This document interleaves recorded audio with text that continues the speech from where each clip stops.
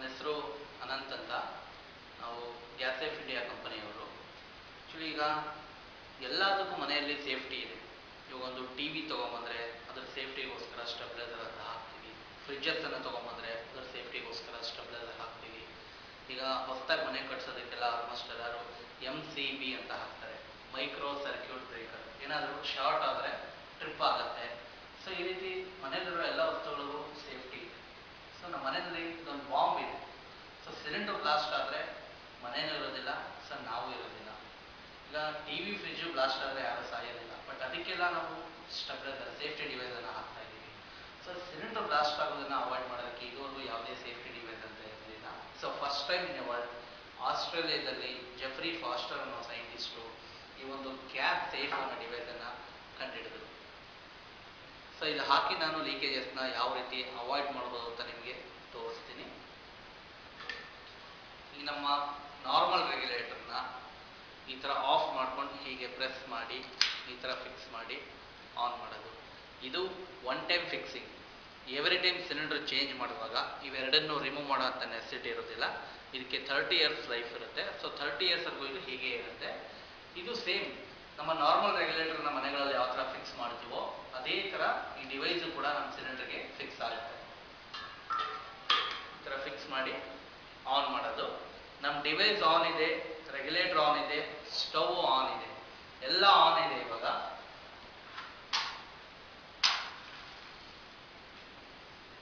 ಆದರೂ gas supply ಬರ್ತಾ ಇಲ್ಲ.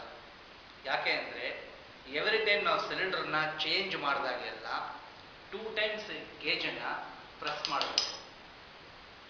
ಆಗ ಮಾತ್ರ ಗ್ಯಾಸ್ ಸಪ್ಲೈ ಸ್ಟಾರ್ಟ್ ಆಗುತ್ತೆ. ಸಿಲಿಂಡರ್ನ ಚೇಂಜ್ ಮಾಡಿದಾಗ ಮಾತ್ರ ಮಾಡಬೇಕು, ಡೈಲಿ ಮಾಡೋ ಹಾಗಿಲ್ಲ. ಡೈಲಿ ನಾವು ಇಲ್ಲಿ ಮಾತ್ರ ಆನ್ ಆಫ್ ಮಾಡಿಕೊಂಡ್ರೆ ಸಾಕು. ನೋಡಿ, ಈ ಥರ ಸ್ಟವ್ ಆನಲ್ಲಿ ಇರಬೇಕಾದ್ರೆ ಬೈ ನೆಗ್ಲಿಜೆನ್ಸಿ ಮಕ್ಕಳು ಯಾರಾದರೂ ಈ ಪೈಪ್ ಬೆಳಿಬೋದು, ಅಥವಾ ಲೂಸ್ ಕನೆಕ್ಷನ್ ಆಗಿ ಈ ಪೈಪ್ ಏನಾದರೂ ರಿಮೂವ್ ಆದರೆ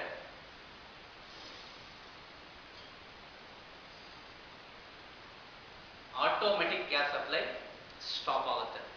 ಸೊ ನಮ್ಮ ನಾರ್ಮಲ್ ರೆಗ್ಯುಲೇಟರ್ ಈ ಥರ ಆಗಿದ್ದರೆ ಬ್ಲಾಸ್ಟ್ ಆಗ್ತಾ ಇತ್ತು.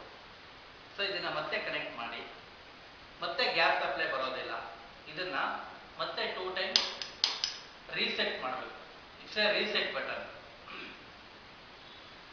ಮತ್ತೆ ನೈಟ್ ಟೈಮು ಇಲಿ ಕಚ್ಚಿ ಪೈಪು ಹೋಲ್ ಆಗ್ಬೋದು, ಅಥವಾ ಪೈಪ್ ಏನಾದರೂ ತುಂಬ ಹಳೇದು ಯೂಸ್ ಮಾಡ್ತಿದ್ರೆ ರಿಂಕಲ್ಸ್ ಬಿಡ್ಬೋದು. ಈ ಥರ ಆನ್ ಪೊಸಿಷನಲ್ಲಿ ಬೈ ಚಾನ್ಸ್ ಪೈಪ್ ಏನಾದರೂ ಹೋಲ್ ಆದರೆ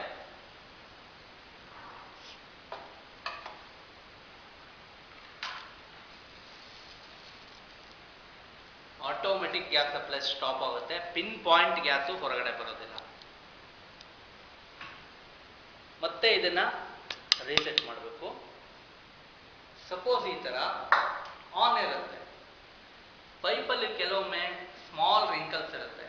ಬೈ ಚಾನ್ಸ್ ಗಾಳಿಯಿಂದ ಪೈಪಿಗೆ ಬೆಂಕಿ ಏನಾದರೂ ಕ್ಯಾಚ್ ಆದರೂ ಯಾವುದೇ ರೀತಿ ಬ್ಯಾಕ್ ಫೈರ್ ತಗೊಳ್ಳೋದಿಲ್ಲ, ಆಕ್ಸಿಡೆಂಟ್ಸ್ ಆಗೋದಿಲ್ಲ, ಜಸ್ಟ್ ಹೀಗೆ ಉರಿತಾ ಇರುತ್ತೆ.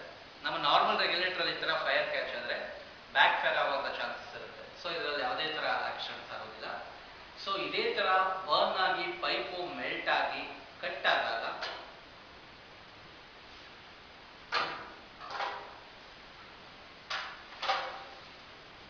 ಆಟೋಮೆಟಿಕ್ ಗ್ಯಾಸ್ ಸಪ್ಲೈ ಸ್ಟಾಪ್ ಆಗುತ್ತೆ.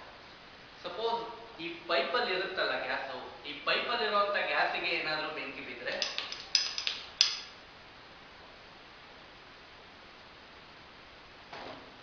ಈ ಪೈಪಲ್ಲಿ ಎಷ್ಟು ಗ್ಯಾಸ್ ಇರುತ್ತೋ ಅಷ್ಟು ಮಾತ್ರ ಬರ್ನ್ ಆಗುತ್ತೆ, ಅಗೇನ್ ಸ್ಟಾಪ್ ಆಗುತ್ತೆ. ಮತ್ತೆ ಇದು ಬ್ಯಾಕ್ ಫೈರ್ ತಗೊಳ್ಳೋದಿಲ್ಲ, ಬೆಂಕಿ ಸಿಲಿಂಡರ್ ಒಳಗಡೆ ಹೋಗೋದಿಲ್ಲ.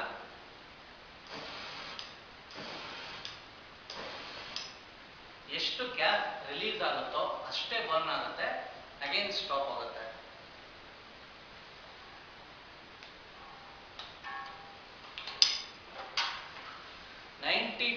ಮ್ಯಾಕ್ಸಿಮಮ್ ಎಲ್ಲ ಸಿಲಿಂಡರ್ ಬ್ಲಾಸ್ಟಿಂಗ್ಸು ಇದು ಒಂದೇ ರೀಸನ್ ಇಂದ ಆಗಿದೆ. ಇದು ಆಲ್ಮೋಸ್ಟ್ ಎಲ್ಲರ ಮನೆಯಲ್ಲೂ ನಡೆಯುವಂಥ ಇನ್ಸಿಡೆಂಟು. ಸೊ ಒಲೆ ಮೇಲೆ ಹಾಲು ಇಟ್ಟಿರ್ತಾರೆ, ಹಾಲೇನಾದರೂ ಉಕ್ಕಿ ಆಫ್ ಆಗ್ಬೋದು. ನೋಡಿ, ಈ ಥರ ಈ ರೀತಿ ಹಾಲು ಉಕ್ಕಿ ಆಫ್ ಆಗ್ಬೋದು, ಬೇರೆ ಏನಾದರೂ ಉಕ್ಕಿ ಆಫ್ ಆಗ್ಬೋದು, ಅಥವಾ ವಿಂಡೋ ಪಕ್ಕ ಸ್ಟವ್ ಇಟ್ಟಿದ್ರೆ ಗಾಳಿಗಾದರೂ ಆಫ್ ಆಗ್ಬೋದು.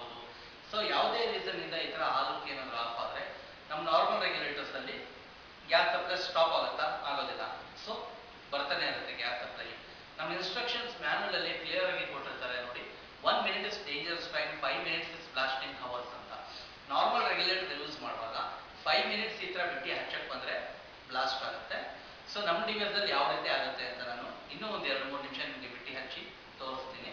ಸೊ ನಮ್ಮ ಡಿವೈಸ್ಗೆ 3 years free of cost replacement guarantee ಇದೆ, ಮತ್ತೆ 30 ಇಯರ್ಸ್ ಲೈಫ್ ಇದೆ ಪ್ರಾಡಕ್ಟ್ಗೆ.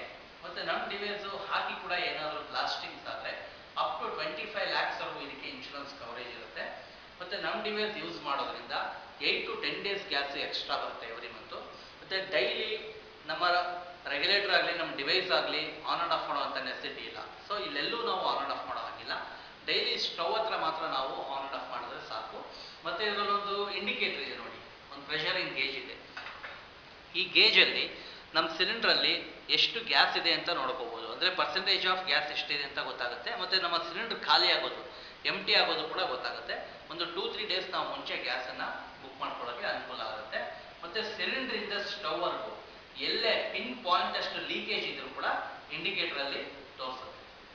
ಸೊ ಈಗ ನಮ್ಮ ನಾರ್ಮಲ್ ರೆಗ್ಯುಲೇಟರಲ್ಲಿ ಒಂದು 2 seconds ನಾವು ಲೇಟಾಗಿ ಹಚ್ಚಿದ್ರೆ ಯಾವ ರೀತಿ ಹತ್ಕೊಳ್ಳುತ್ತೆ, ಹೊತ್ಕಂತ ಹತ್ಕೊಳ್ಳುತ್ತೆ. ಜಸ್ಟ್ 2-3 seconds ಲೇಟಾಗಿ ಹಚ್ಚಿದ್ರೆ ಇಷ್ಟು ಹೈಟ್ ಬೆಂಕಿ ಬರುತ್ತೆ.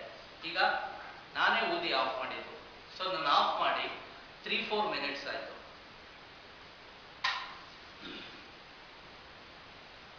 ಇಷ್ಟು ಹತ್ರ ಬೆಂಕಿ ಇದೆ ನೋಡಿ, ಇಷ್ಟು ಹತ್ರ ಇದೆ, ಕ್ಯಾಚ್ ಆಗ್ತಾ ಇಲ್ಲ. ನೀವು 1 day ಎಲ್ಲ ಇದೇ ತರ ಪಕ್ಕದಲ್ಲೇ ಕ್ಯಾಂಡಲ್ ಇಟ್ಟಿದ್ರು ಏನೂ ಆಗೋದಿಲ್ಲ. ಈ ಬರ್ನರ್ ಪಾಯಿಂಟ್ ಹತ್ರ ಬೆಂಕಿ ಇಟ್ಟರೆ ಮಾತ್ರ ಹತ್ಕೊಡುತ್ತೆ. ಈ ಒಂದು ಸಿಸ್ಟಮ್ ಅಲ್ಲಿ ಏನಾಗುತ್ತೆ ಅಂದ್ರೆ, ಮಾಮೂಲಿ ಏನು ಸಪ್ಲೈ ಆಗ್ತಾ ಇರುತ್ತೆ ಗ್ಯಾಸು, ಯಾವಾಗ ಇಲ್ಲಿ ಫ್ಲೇಮ್ ಆಫ್ ಆಗುತ್ತೆ ಆಟೋಮೆಟಿಕ್ 80% ಗ್ಯಾಸ್ ಸಪ್ಲೈ ಇಲ್ಲಿ ರೆಡ್ಯೂಸ್ ಆಗುತ್ತೆ. ಬರೀ 20% ಗ್ಯಾಸ್ ಮಾತ್ರ ಇಲ್ಲಿ ಬರ್ತಾ ಇರುತ್ತೆ. ಸೊ 20% ಇಸ್ ನೆಗ್ಲಿಜಿಬಲ್, ಯಾವುದೇ ಕಾರಣಕ್ಕೂ ಬ್ಲಾಸ್ಟ್ ಆಗೋದಿಲ್ಲ, ನಮ್ಮ ಅಟ್ಮಾಸ್ಫಿಯರ್ ಅಲ್ಲಿ ಮಿಕ್ಸ್ ಆಗಿ ಹೋಗ್ತಾ ಇರುತ್ತೆ.